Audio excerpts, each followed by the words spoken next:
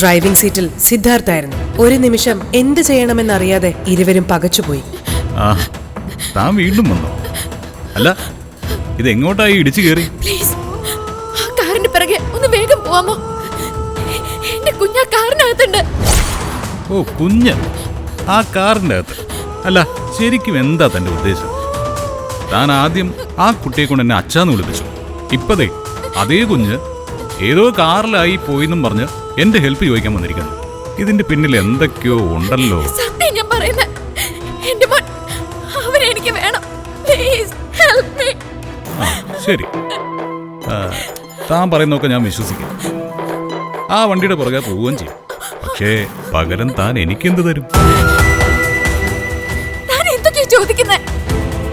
ശരി, നമ്മുടെ ഇടയിൽ ഈ നാടകങ്ങളൊന്നും വേണ്ട. ഇന്ന് വൈകുന്നേരം ഫ്രീ ആണെങ്കിൽ നമുക്ക് എവിടെയെങ്കിലും ഒന്ന് കൂടിയാലോ? നിന്നെ പോലെ ഒരുത്തന്റെ സഹായം ചോദിക്കാൻ വന്ന് എന്നെ പറഞ്ഞ മതിയല്ലോ.